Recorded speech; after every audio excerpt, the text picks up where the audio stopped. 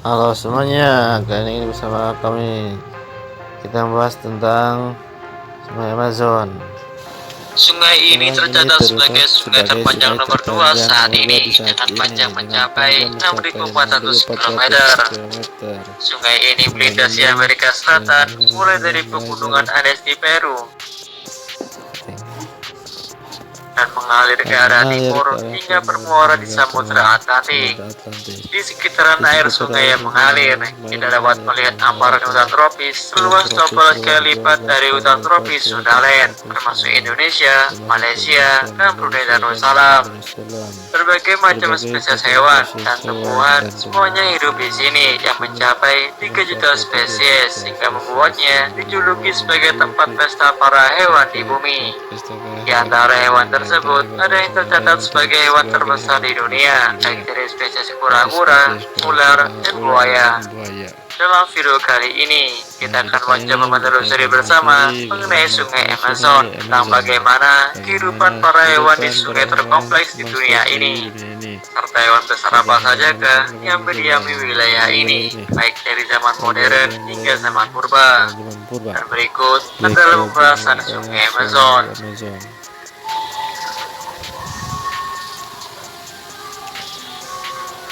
Hutan Amazon adalah salah satu kawasan hutan hujan terbesar di dunia, mencakup area sekitar 4 juta kilometer persegi, hampir setengah dari benua Amerika Selatan. Di tengah lanskap yang megah ini, terdapat gugusan pulau sungai yang unik, yaitu Kepulauan Anak Wilhannes dan Mariua, yang membentang indah di sepanjang aliran Sungai Negro. Berbeda dengan pulau-pulau di laut yang dikelilingi oleh terumbu karang dan air jernih, pulau-pulau sungai ini dikelilingi oleh hutan banjir dengan air berwarna coklat susu hingga hitam seperti teh. Uniknya, hutan di sini terendam air selama 6 bulan dalam setahun, mengubah lantai hutan menjadi dasar sungai. Air sungai Amazon yang begitu melimpah berasal dari puncak pegunungan Andes yang terletak ratusan kilometer dan Brunei Darussalam.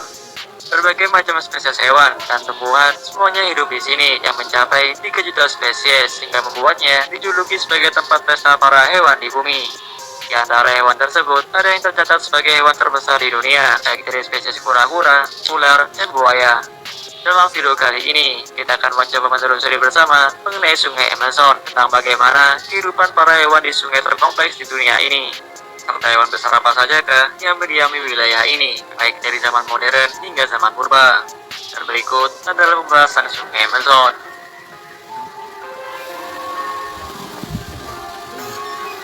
Hutan Amazon adalah salah satu kawasan hutan hujan terbesar di dunia, mencakup area sekitar 4 juta kilometer persegi, hampir setengah dari benua Amerika Selatan. Di tengah lanskap yang megah ini, terdapat gugusan pulau sungai yang unik, yaitu Kepulauan Anak Wilhannes dan Mariua, yang membentang indah di sepanjang aliran Sungai Negro. Berbeda dengan pulau-pulau di laut yang dikelilingi oleh terumbu karang dan air jernih, pulau-pulau sungai ini dikelilingi oleh hutan banjir dengan air berwarna coklat susu hingga hitam seperti teh.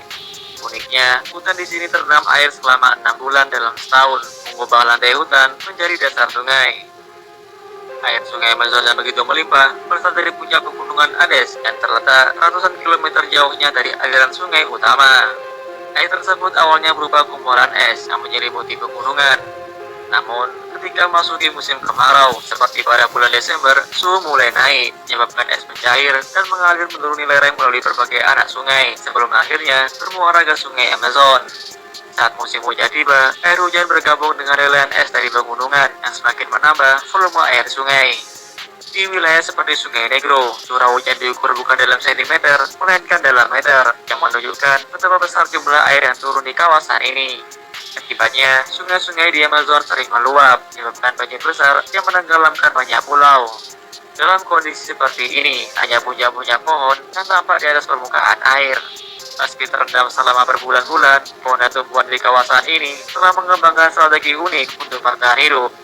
Beberapa pohon memilih hibernasi dan mengumpulkan semua daunnya untuk menghemat energi. Bahkan beberapa tanaman tetap melakukan fotosintesis meskipun tubuh mereka sepenuhnya tenggelam di bawah air. Di lain sisi, kondisi banjir ini juga mendorong hewan-hewan di sungai Amazon untuk terus beradaptasi terhadap lingkungan yang terus berubah. Salah satu contoh adaptasi ini adalah pada ikan trout atau bracken yang memiliki kemampuan untuk melompat keluar dari air untuk meraih biji-bijian yang jatuh dari pohon. Seekor bracken dapat melompat hingga 4 kali panjang tubuhnya, menunjukkan betapa luar biasanya kemampuan mereka dalam mencari makanan di tengah tantangan lingkungan. Meskipun biji-bijian dari pohon mangga ini tidak bertahan lama, beberapa pohon telah berevolusi untuk memanfaatkan ikan sebagai penyebar biji utama dalam ekosistem ini. Fenomena ini menjadikan hutan Amazon sebagai salah satu lokasi unik di dunia, di mana lebih dari 200 spesies ikan berperan besar dalam menyebarkan biji tanaman. Ikan-ikan ini nantinya akan makan buah berdaging dari pohon-pohon, tapi kemudian mereka memuntahkan biji-biji yang tidak enak dimakan. Proses ini memungkinkan biji-biji tersebut tersebar ke berbagai tempat di kepulauan sungai, sehingga membuka peluang baru bagi pohon-pohon untuk tumbuh di area yang lebih luas.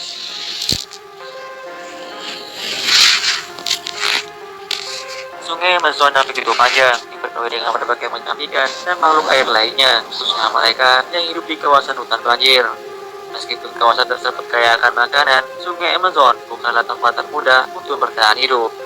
Salah satu masalah utama yang datang adalah rendahnya kadar oksigen di dalam air yang disebabkan oleh jumlah daun yang membusuk di sungai. Saat daun-daun ini terurai dalam air, bakteri dan mikroorganisme yang bertugas untuk memecah materi organik menggunakan banyak oksigen yang tersedia dalam prosesnya. Akibatnya, oksigen yang tersedia di air menjadi sangat sedikit sehingga mengubah air berwarna hitam dan menyulitkan ikan dan hewan air lainnya untuk bernafas. Belut listrik adalah salah satu contoh predator mematikan yang hidup di perairan seperti ini di wilayah Amazon. Meskipun terkenal mematikan, dengan kemampuannya menghasilkan sengatan listrik hingga 600 volt, keberhasilannya sebagai pemburu sangat bergantung pada pasokan oksigen yang cukup. Kadar oksigen di dalam air rendah maksanya untuk naik ke permukaan secara teratur untuk menghirup udara langsung. Ia menggunakan mulutnya untuk mengambil udara dan menyerap oksigen darinya melalui jaringan khusus yang mirip paru-paru.